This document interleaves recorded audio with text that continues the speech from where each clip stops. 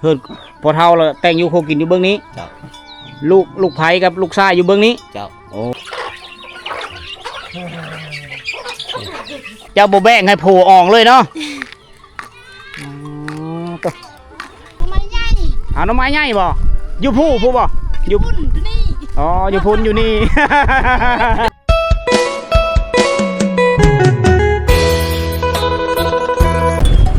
อ๋อไปเลี้ยงงัวเบิดมือเลยบ่เลี้ยงงัวบ่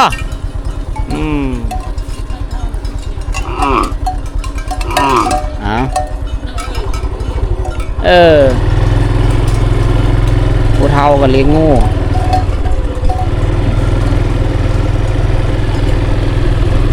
อันนี้คือเส้นทางเข้าไปบ้านปะจูดอนเมืองตะโอยแขวงสารวันมีหัวเครือไก่ให้ด้วยนะเข้าไปเบิ่งน้ำกันแยกออกมาจากทางใหญ่นะเขาเรียกว่าบ้านปะจูดอนเส้นทางแบบนี้นะเส้นทางอันนี้ห้วยปะงั้นเด้อนี่เด้อเขาจะห้วยปะงั้นเอาขี้หินจะห้วยเลยได้มาปลูกเส้นทางโอ้โหเส้นทางขี้หินโคกแคกเหมาะกับรถมีบ้าขนาดเลยแบบนี้รถเวฟนี่มีเหมาะไปเลย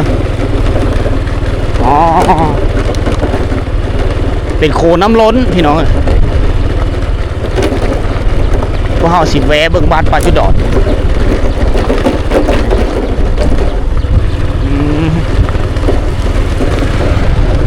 เนี่ยมีโคน้ำล้นอยู่นี่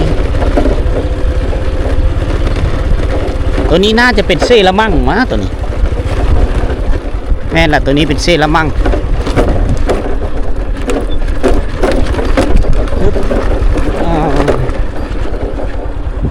เซละมั่ง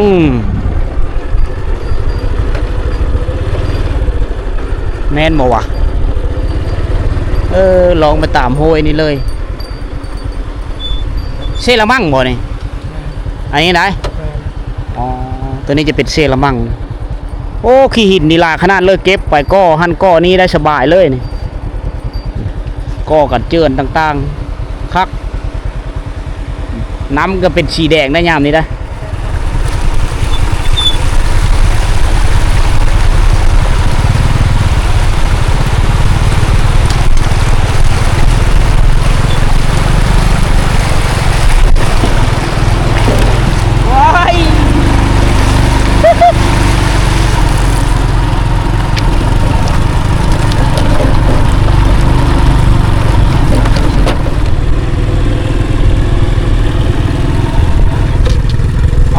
สูบมันต้นเขานะ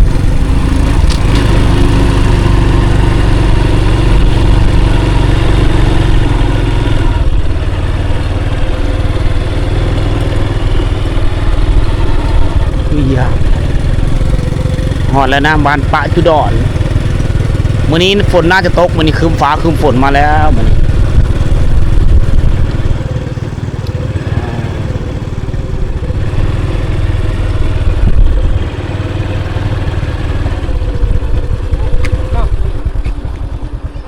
ตอนนี้เฮามาฮอด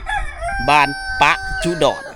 นะปะจุดอนเมืองตะโอยแขวงสารวันคือเก่าพี่น้องหลังจากเขากินข้าวเปะแล้วเอามานะตอนนี้เวลาก็พอดี10 โมงครึ่ง11 โมงครึ่งก็เป็นตอนเที่ยงนะบรรยากาศที่พ่อแม่พี่น้องกำลังพักผ่อนนะฮะกับสิพาทุกคนนี่ก็เลาะเที่ยวชมเบิ่งบรรยากาศในกลางหมู่บ้านพี่น้องเลย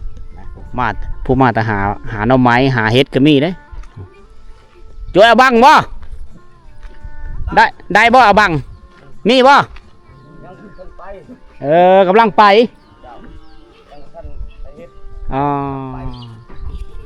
ไปเอาบังแล้วเนาะเจ้าเดี๋ยวไปพายถกไปทั้งเลยไปเลี้ยงควายโอ้เส้นทางนี้ไปฮอดบ้านเพื่อเส้นทางลาผู้ไก่เนาะเส้นทางดำฮอดเลยบ่ลัดไปเชื่อมึงน้องบ่ฮอดมีแต่อยู่บ้านมีแต่เส้นทางดำเส้นทางดำทอในบ้านนี้กายเอาไปแล้วก็เป็นทางแดงธรรมดาบ้านปัจจุดอนเนาะชนเผ่าตะโอยบ้านนี้บ่เผ่าตะโอยเนาะอาหารแพงตัวกิน อาหารมักอื้ออ๋อมาแต่โรงเรียนแล้วมักอื้อนี่แม่นหยังกระดึกบ่กระดึกเนาะอ๋อกระดึกจ่าแล้วจะโดยแล้วมาแต่โรงเรียนแล้วกินข้าวอาหารแบบบ้านๆเฮาแบบอันมักอื้อได้เขาเจ้ากินนะอ๋ออ๋อสองห้องเนาะเฮิรนโคทั้งหมดบ่นี่นะ ต้องลองพักนึ่งข้าวหันตางเพื่อนมีแต่เดียวกันนี่แล้ว ฮะ นึ่งข้าวหันตางตัวนี้พอเท่าตัวนี้ลูกหนึ่ง อ๋อเฮิรนพอเท่าแล้วแต่งอยู่โคกินอยู่เบื้องนี้ เจ้า ลูกไผกับลูกชายอยู่เบื้องนี้ เจ้า โอ้บ่ได้เฮ็ดนำกันเนาะ บ่ อ๋อ นี่แหละเดียวโยพี่หน่อย บัดอยู่เฮิรนหุ่นอยู่เฮิรนนำกัน น้ำกัน อ๋อคนละห้อง เจ้า เออแบบหนุ่งดังเฮ็ดกินเฮ็ดไผเฮ็ดมันเนาะ เจ้า เออคักเอาอันนี้คือประเภทนี้อีกอันหนึงเด้อทุกคนเด้อมี2ครอบครัวแต่ว่า เจ้า เฮ็ดกินกะเฮ็ดอยู่เฮือนหลังเดียวกันแต่แบ่งคนละห้อง เจ้า อ๋อ นั่นแหละแบ่งคนละห้อง เออบ่ได้เฮ็ดนำกันมันสับสนกันเนาะ จ้ะ เฮ็ดกินไผเฮ็ดกินมันเลยเห็นบ่กินข้าวกินไผกินมันบ่ คงไผคงมันได้กิน อ๋อข้าวเด้บัดข้าว กันนึ่งต่างกันนึ่งหั่นแล้ว บ่ข้าวไหนะ เขาให้ เฮ็ดไผเฮ็ดมันอีก เจ้า อ๋อเอาไว้ข้าวไผข้าวมันเนาะแต่ว่าตั้งไว้อยู่เฮือนนำกันซื่อ มีแต่อยู่เฮือนซื่อ เออโดย แต่ง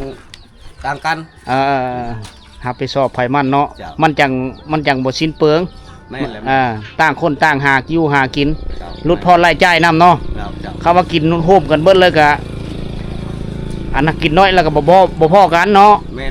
โอ้คักไว้คักแบ่งคือชุมเจ้านี่คักหลาย เจ้าแม่น แต่บัดนี้ต่างคนต่างหาอยู่หากินแล้วรับผิดชอบภาระครอบครัวไผมันเนาะ เจ้า เอาคักขอบใจ โง่ควายก็แบ่งปันให้กันแล้วก็แล้วมันบ่ แล้ว เลี้ยงไผเลี้ยงมัน เลี้ยงนำกันหั่นแล้วงัวควาย อ๋อ เวลา เลี้ยง ขาย เลี้ยง หันเงินกับปันกันแนวนั้น อ๋อเลี้ยงนํกันบัดขายแล้วปันเงินกัน เจ้า คัก ให้ เนาะ ก็ให้เฮ็ดนำกันแล้วให้ อ๋อให้ได้เฮ็ดนํกัน เจ้า อ๋อแล้วข้าวนี่ปั่นกัน ปันกัน เวลาไปเอาอยู่พุ่นหั่น อ่า อยู่เพื่อนเข้าอ่ะ พ่อไปเอานั่นน่ะ อ๋ออยู่คนอยู่เล้าเฮาเอิ้นเล้า อยู่เราอะ เราเข้าน่ะ พ่อไปเอาครับพ่อไปเอากับปันกันผู้หนึงโซบหนึงผู้หนึงโซบหนึง อ๋อเป่าอยู่เล้าหั่นเอาลงมาพุเธอละ2เป่าแล้วปั่นกับคนละเป่าเลย เจ้า ลูกขึ้นเอาได้บ่ บอกมีแต่พ่อแล้ว มีแต่พ่อเนาะ เจ้า โอ้ ลูกบ่ได้คันใต้พ่อหันลูกไปเอาได้นั่นน่ะ ขึ้นเอาเข้าอยู่เล้าหั่นได้ เจ้า เออเนาะ เกิดพ่อย่างเลยพ่อขึ้นเอา พ่อกับแม่ขึ้นเอาเนาะ เจ้าพ่อแม่ตายแล้วแม่ อ๋อคันแม่ย่างนี่แม่ขึ้นเอาได้แม่นบ่ เจ้า พ่อกับแม่เนาะอันนี้เป็นชนเผ่าตะโอยเนาะ เท่าตะโอ้ย ชนเผ่าตะโอยนี่ลูกไผลูกชายลูกสาวขึ้นบ่ได้เหล่าเนาะ บ่ได้ มีแต่พ่อกับแม่ พ่อนั่นแหละ ผู้จำหีดจำคลองได้ขึ้นเอาได้เนาะ จำที่จำคงมีแต่พ่อและจำ ฉะนั้นผู้นั้นจะขึ้นเอาได้เนาะ เจ้า อ๋อเพิ่นจะเอาเราเอาเข้าไว้อยู่เราเข้านี่ก็ไว้นํกัน ไว้นำกัน มีแต่เอามาแล้วแบ่งคนละเป๋าเจ้าสีกินเองคอยกับสีเองเนาะ สีเองนั่น หนึ่ง น่ะ กินเพิ่อกินมันขอบเจอหลายๆสิไปเลี้ยงควายแล้วนี่เนาะ ไปเลี้ยงควายเลย คัก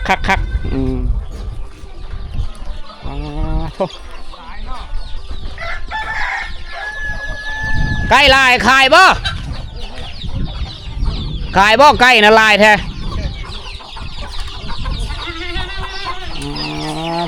ขายแล้วติดตก บ่ได้ขายเนาะ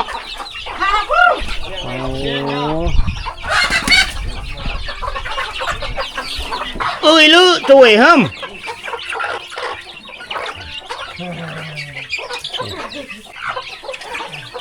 มันเอกตก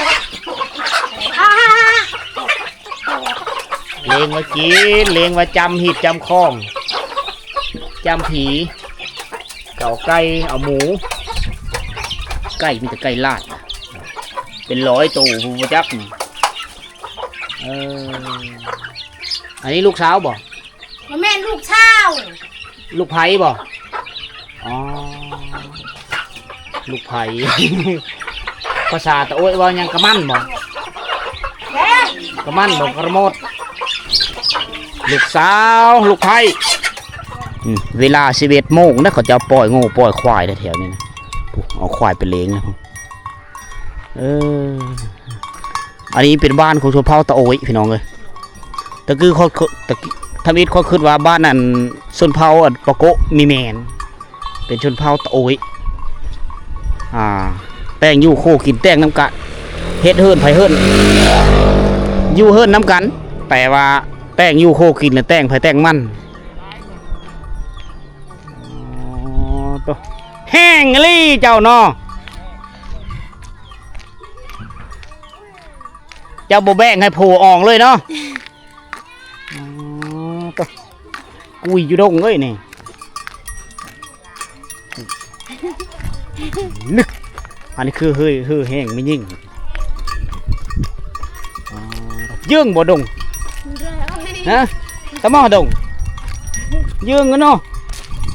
โอ้ยอันนั้นน้ำหนักประมาณ30 ปลายโลหรือ40 โล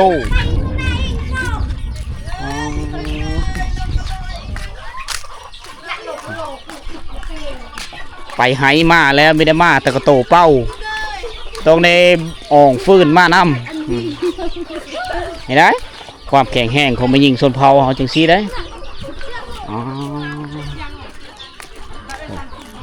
เอาอันนี้ความดูมันแค่เฮามีเฮ็ดในนี้กับมีฟื้นดังเอาผามัดซื้อถึงได้ผากระหยั่งพร้อมจู่แต่แจ๊ดจ้อยเลยนี่เนาะแจ๊ดจ้อยแล้วเอาฟื้นมาเลยเอาไว้อยู่นี่นั่นเด็กยอมครับเขาเจ้าพูดที่ทุกเอาเป็นฮิตของวัฒนธรรมของชนเผ่าตะโอยเฮาที่หาฟืนอันนี้แหละเห่อแห้งคงมายิงล้วนๆเลยแหละถึงว่าอายุ30 ปีหรือ40 ปีเขาเจ้ายังแข็งแห้งนะแข็งแห้งเนาะมายิงเนาะแข็งแห้งก็ผู้ชายอีกบ่ได้ได้คนเฮาแล้วเฮาก็อ่องบ่ได้ได้เฮานี่เอามาแต่ให้ผู้ใดมากองไว้นี่ไปมื้อแรงก็เอามาอีกบักกะจูตะบื้อเนี่ยกุยเสียมาตัวแรงอ่องมาไม่เด้น่าจะเป็นผู้เป็นลูกไผ่แล้วมันอยู่นี่เอา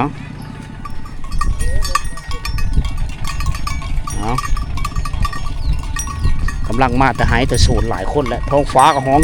บับฝนสิตกเลยพี่น้องเอ้ยป้ารถไถเขาน้ำมอกสั้นๆเนาะสบายไปสั้นๆน้อยๆได้ มาแต่ซักหายน้ำหายแล้วนี่ฉันอันนี้คือวิธีชนเผ่าตะโอยแกแตกต่างกันกับชนเผ่าปะโกะกระโดดน้อยนึงพี่น้องเลยโอ้มากแลนเฮาตารางเฮือดเราได้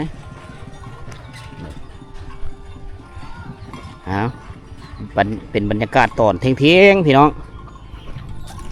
ผู้บางคนก็กินข้าวกินน้ำผู้บางคนก็มาแต่ไห้ผู้บางคนก็มาแต่สวนคักเนาะรถไถน้อยเนาะมาแต่ไห้เนาะแม่นบ่จูแต่ปีได้บ่ซักแล้วบ่จัดจ้อยแล้วบ่จัดจ้อยเลยเนาะมันได้มันต้นก็เสื้อนี้เนาะได้ฟื้นก็เสื้อนี้คักเลยมากินข้าวอยู่เฮือนเนาะสวยแล้วมาตอนเที่ยงแล้วมากินข้าวเอาแห้งกันแล้วเนาะเห็ดไหเนาะบางซักเข้าเลยบางซักเข้ามาแต่ซักเข้าเมื่อนี้ช่วงเวลาที่มันแดดในสาบานก็เอาข้าวหน้ามาตากเลยเพื่อมันสีแห้งจึงได้ไปสีกินในมือเขาเต้าเกี่ยวตะบิดแล้วเขาจะเอาขึ้นเล้าเลยแต่มีทันแห้งคักเม็ดน้อยจะเป็นแนวพันธุ์ข้าวหน้าได้พี่น้องเอ้ยบ้านที่เป็นบ้านกว้างมีโฮงสีมีไฟฟ้านี่เขาเจ้ากำลังพักผ่อนล่ะพักผ่อนตอนเที่ยงพวกเบิ่งเฮินเขาเจ้าเนี่ยเบิ่งนี่แอมโดยฝามกระฟุยไปผ้าเอากระฟุยอย่างมาต่อยกระฟุยน้ำมันแต่ยุคสงครามมาก็เห็ดฝาแอมผู้บางคนก็ไปมุงเฮินนะสบายทนทานต่อการใช้งาน สัตว์เลี้ยงหลายบ้านนี่เอ้ยมืดฝนมาแล้วเดี๋ยวระบบน้ำใสเขาเจ้านี่เป็นน้ำลิ้นนะเป่งเสือโซนเพื่อโซนมันเลยเอกลักษณ์เนาะของพี่น้องชนเผ่าตะโอเขาจะเห็นแนวนี้แหละ เขาเจ้าทาสีแดงสีขาวสีฟ้าโลดลายโลดลิงมีตู้ประกอบคำคิดคำเห็นจะเป็นเฮือนพ่อบ้านเพิ่นพ่อบ้านเพิ่นนางสูบยาอยู่ตาราง อยากขายคือบ้านตุมลี่นะ ไปแล้วเนาะโป๊ะสไลด์แล้วบ่เลี้ยงควาย11-12 โมงปล่อยควายเนาะโธ่ไปยางน้ำหลังมันมืดมือแหละตอนแรงๆควายเข้ามา พออนุญาตยังหลอกอีกแค่บ้านก็เท่านั้นเนาะ หมูปล่อย ใกล้ๆก็บ้านตุมลี่นะ ส่วนเผาตะโอยคล้ายๆคือกันแหล้วคือคล้ายคือกันบ้านตุ้มลี่วิถีชีวิตแบบดังเดิมแบบคือกันเลยเข้าไปหมู่บ้านชนเผาตะโอยนี่คือกันแถวเมืองน่องกับมีหลายได้ชนเผาตะโอยแต่บ้านนี้คอยสังเกตเห็นว่าสัตว์เลี้ยงเป็นโง่ควายนี่หลายฮอด11 โมงหรือ12 โมงตอนเที่ยงเขาจะปล่อยได้ผู้นั่นก็ไปได้แล้วก็เจ้าของกันย่างตำหลังไปเลย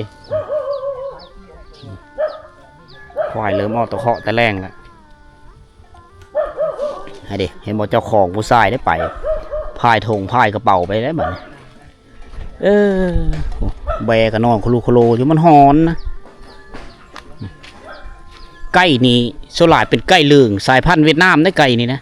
เขาจะเอาเลี้ยงนี่เห็นบอกอันนี้เขาเอิ้นว่าไก่เหลืองแนวพันธุ์เวียดนามบ้านเฮาบ่มีได้ไก่สายพันธุ์นี่โอ้ไปเลี้ยงควายแล้วฮัน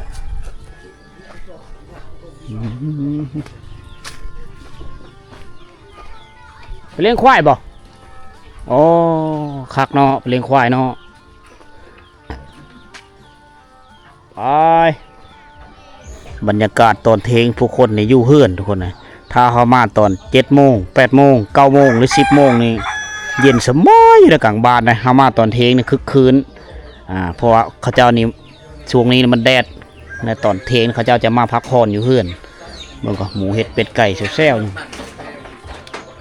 ตัวนี้หงเฮียนบ่นี่ เงี้ยมดมันบ้านนี่เลยมดพวกย่ำตัวหนึ่ง โอ้ห้องเกียม เกี่ยมอ๋อตั้งอยู่กลางบ้านเลยสบายเนาะเกียมสิไปลกมันนี่ ลูกมันผู้เดียวเลย ลกผู้เดียว ผู้เดียว อ๋อเฮ็ดกับมี แม่เฮ็ดกับแม่ว่าครับผู้เดียวเฮ็ดผู้เดียวไปลกผม อ๋อผู้เดียวไปลก ข้าวเวียกพื้นอีกเวียกอะไรเนี่ยเวียกเฮ็ดหน่อไม้เฮ็ดหยังแน่อยากกินเขา เมียไปซอกอยู่หากินแน่เนาะ สองหากิน โผล่ไปลกผู้เดียว ผู้เดียวอึดเงินนี่อย่างแน่ โอ้เพื่อสิได้เงินอายเอ้ยคู่มือนี่ มีน้ำมันลิตรหนึ่ง50,000น้ำมันแพง50บ่อยู่ มื้อเดียวไปเที่ยวหนึงไปอยู่โหดผูวัดเลยเมื่อคืนกับคืน อยู่พีลิตร50บ่ ลิตร50นี่น่ะอยู่ดอน เกือบ100 บาทเนาะบาทปัจจุบันลิตรหนึ่ง50,000น้ำมันกระส่วนเลย มีมันช่างคือกันมันกระส่วนนำกันสำคัญ สำคัญเลยเนาะ แม่น พูนผ้าสับฟ้าตะป้างบ่ ปลา ตะป้างเนาะ ลูกน่ะ อ๋อเฮ็ดเตียงนอนนี่ตอนนอน เปล่า เฮ้อผู้บ่าวนอน เออ กัน ให้ลูกชายนอนเนาะเอาเฮ็ดไปพอได้อากาศร้อนๆนอนนี่เห็นผู้บ่าวน้อยนอน การเย็นๆบ่แม่นเปล่า ผู้บ่าวน้อย ที่ร้าน หลานบ่อาเจ้าไปตักน้ำอยู่ซิเลอนี่ไก่บ่ไปตักน้ำสร้างโยกนี่บ่มาแต่เวตักน้ำนี่เนาะเอาให้ผัวได้เด้อตักเด้อเราบ่ตักบ่ผัวบ่ตักเนาะ รถไถลากแก่เขาเจ้ามีแต่รถซิงทั้งนั้นเลยราคา100 ปลายกว่าล้านนะรถอันนี้เขามีปัญญาซื้อแต่ว่าเฮามีปัญญาซื้อเฮาซื้อได้แต่รถจักรบ้านเฮือนดังเดิมนะส่วนหลายก็เป็นเฮือนแปลนแล้วเฮือนถาวรหลายแล้วเฮือนโบราณเป็นดังเดิมนี่ก็มีส่วนน้อยแล้วพี่น้องส่วนหลายก็เป็นเฮือนแปลนเฮือนเคืองถาวรคนหลายๆเขาเจ้ากำลังพักผ่อนอยู่เฮือนบางคนก็อาบน้ำน้ำเล่นไหลจวก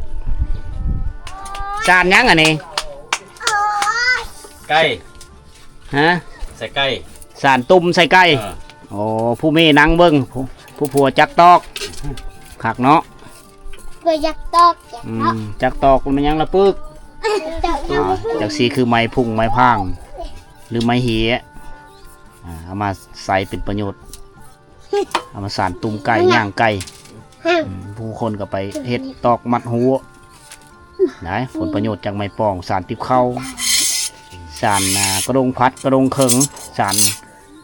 จ้อยสารกระพ้าได้หลายสิ่งหลายอย่างนะฝีไม้ลายมือของ ย่างเนาะเห็ดเนาะ ได้หลายอย่างจะเมี่ยงบ่กินส้มเนาะ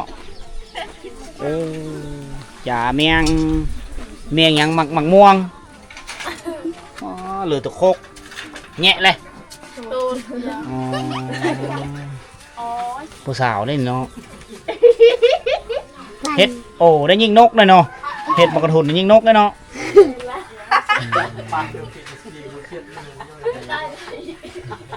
ผู้สาวบ่นี่กระมุนบ่ กระมน อ๋อกระมุนยังเขาเอิ้นเจ้า ผู้ชาย ผู้สาวซื้อได้ผู้สาวนี่ เชื่อเพื่อน ฮะป้อนนั่งป้อนบ่สาวป้อนบ่ เด็กก้นเด็กเดียว สาวปอน มาแต่กับเพื่อนแล้ว สาวปอนชื่อเลอเฮินเจ้าสาวปอนหลังนี้บ่หลังเจ้าอยู่นี้อ๋อเพิ่นมากินเมงกินมะม่วงนะอันนี้ป้อนข้าวลูกบ่ โยอยู่ตก อ๋ออันนี้อาหารเนาะอาหารไก่ก็เถอะเบิ่งไปหาลูกไม้นะอาจุ้ยบ่จุเจ้าพายเนี่ยอาจุ้ยบ่เต็มมาจุ้ยในเมื่อเนาะ เต็มมาอายุจะเมื่อ เต็มมาจุ้ยในเมื่อ เบิ่ง3 6 8 คนเนาะ น้องไม้ใหญ่ เอาน้องไม้ใหญ่บ่อยู่ผู้บ่อยู่ พุ่นนี่ อ๋ออยู่พุ่นอยู่นี่ โอ้เป็นตะโมนเนาะ11-12 โมงมาแต่เฮ็ดเวะเราไปหากินนิดเนาะ เราไปซักเข่าบ่แม่นเนาะไปหาหน่อไม้เนาะ อย่าว่าปจัดจ้อยบ่แม่น ปลาบ้าง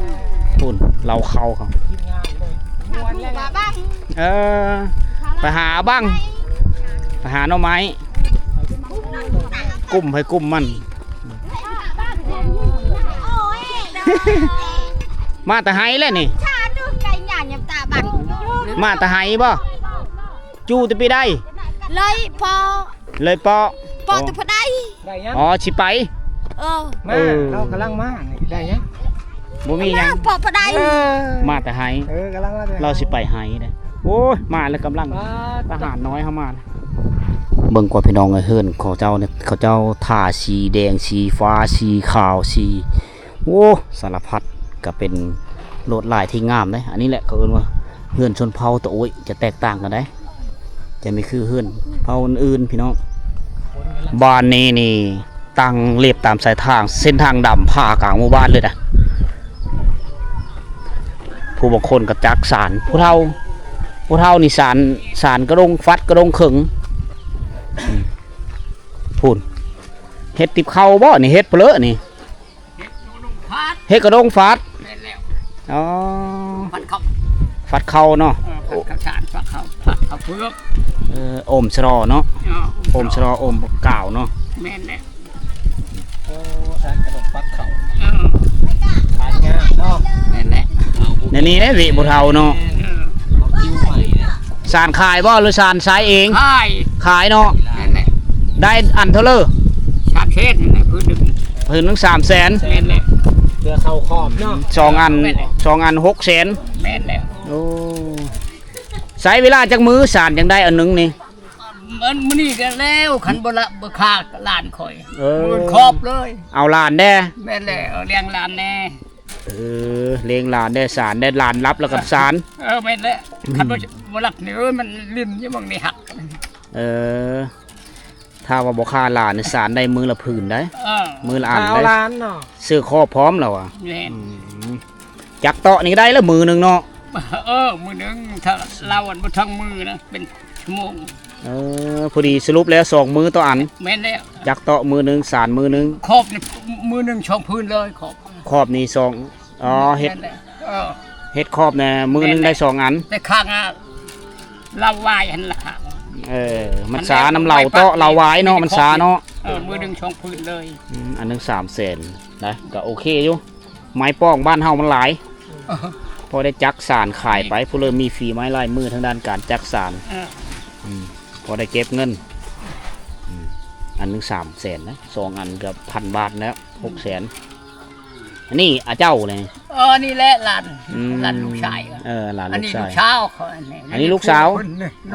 ผู้ลูกเคย นั่นแหละ นี่เลยเพื่อน อ๋อ นี่ไม่เท่าเจ้านี่ แม่เท่า เพื่อนพวกกระเด้งแดง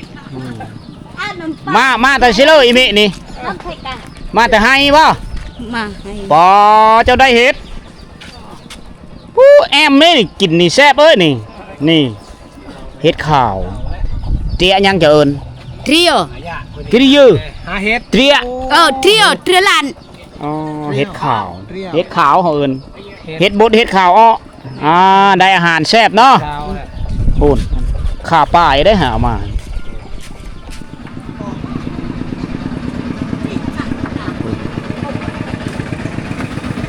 เขาจะจับมันเราไว้ แกงแล้วไหวเนาะได้เห็ดแล้วเนาะแกงกินแล้วเนาะกินแกงกินแซ่บๆแล้วโอ้นี่แหละอาหารบ้านเฮาบ่เนี่ยอยู่เนี่ยกินฮอดช่วงฤดูฝนมาเลยเห็ดออกเห็ดโปะเห็ดขาวเห็ดบดหน่อไม้หากินตามป่าเครือตามดงพี่น้องหาเครื่องป่าของดงมากินอาหารจากธรรมชาติได้เห็ดมากินมื้อนี้มาตอนเที่ยงนี่ก็บรรยากาศคักนะอยู่หมู่บ้านนี่อันที่หนึ่งก็คือผู้คนนี่มีได้ขี้คุยได้จะแตกต่างกับเขาไปแถวแถวชายแดนแถวบูรพานะแถวนั้นนี่ถ้าว่าเฮาไปลื้งเขานี่เขาจะปบเฮานะแล้วก็สายตาเขานี่ส่งแบบเฮาแบบแปลกๆเฮ็ดให้เฮานี่มีความยันกูแต่มานี้รู้สึกว่าเฮาอบอุ่นเวลาเฮากับเขาก็ไม่เคยรู้จักกันมาก่อนโดยที่เป็นครั้งแรกที่ค่อยได้มาถ่ายทอดวิถีชีวิตแล้วก็มาถ่ายทำสารคดีอยู่ที่บ้านปะจุดอนเมืองตะโอยแขวงสารวันนี้ใบหน้าเขาเจ้านี่ยิ้มแย้มแจ่มใสนะเอิญกินข้าวเวลาเฮาสัมภาษณ์เขาเจ้าก็คือความร่วมมือคือข้อมูลได้ดีได้อันนี้ก็เป็นหมู่บ้านหนึ่งที่รักษาฮิตของวัฒนธรรมอันดั้งเดิมไว้คือเซนลุเซนหลานและพวกเฮาได้เบิ่งแล้วก็ญาติพี่น้องอยู่ทางบ้านได้ติดตามรับชมทุกคนเลยอันนี้คือหมู่บ้านชนเผ่าตะโอยบ้านนี้เขาเจ้ามีฮิตของประเพณีที่แปลกโดยเฉพาะคือครอบครัวหนึ่งครอบครัวพอผู้หนึ่งแหละเรามีลูกชายแล้วก็เอาลูกเพอมาเฮิรนแต่งลูกเพอมาเฮิรนแล้วโดยที่เฮ็ดไห้เฮ็ดหน้าเฮ็ดน้ำกันแต่ว่าการกินอยู่น่ะกุมตัวเองกุมเพื่อกุมมั่นครอบครัวพอก็หากินตั้งหะแล้วครอบครัวลูกนี่ก็หากินตั้งหะโดยเอาการเฮ็ดไห้เฮ็ดหน้านี่เฮ็ดน้ำกันปุมันต้นน้ำกันเลี้ยงงูเลี้ยงควายก็เลี้ยงน้ำกันแต่ว่าเวลาขายแล้วก็แบ่งปันทรัพย์แบ่งปันทรัพย์สินโดยเฉพาะคือเงินล่ะแบ่งปันกันนะพอครอบครัวพอเท่านั้นล้านครอบครัวลูกเท่านี้ล้านแล้วก็มาแล้วก็ลูกนี่ก็อยู่ในเฮิร์นโคแล้วก็ขั้นกลางเฮ็ดกินเพื่อเฮ็ดกินมันอันนี้ก็คือการแบ่งเบาภาระในครอบครัวทุกคนเฮ็ดเธอลดพรจากรายจ่ายนะถ้าว่าอันอยู่อันกินก็แบ่งปันกันนะผู้นั้นมีอันกินกับลูกนี่ก็แบ่งเธออันอยู่อันกินอันนี้คือเรื่องเล่าอีกมือนึงที่คอยได้กับทีมงานได้พาทุกคนมาเที่ยวชมเบิ่งวิถีชีวิตแล้วก็บ้านเฮิร์นทุกคนนะเป็นบ้านที่มีไฟฟ้าใช้แล้วก็มีสัญญาณอินเทอร์เน็ตครบแต่วิถีชีวิตยังดังเดิมทุกคนอาชีพหลักของคนเขตนี้คือเฮ็ดไห้ปลูกข้าวแล้วก็ปลูกมันต้นได้เลี้ยงงูเลี้ยงควายทุกคนเลยเสาะหาเครื่องป่าของดงมาขายตามฤดูกาลนะเพื่อเอาชีวิตรอดโอเคทุกคนสำหรับวิดีโอนี้ก็มีเพลย์ไลน์เด้อขอมกเจอทุกคนที่ได้ใช้เวลาใช้สมาธิในการตำหนิติชมแล้วก็คอมเมนต์มาทุกคนในบางเธอก็ตอบท่านบางเธอก็ตอบมีท่านเองตามสภาพเองตามการแบ่งปันเวลาพบกันไหมในวิดีโอต่อไป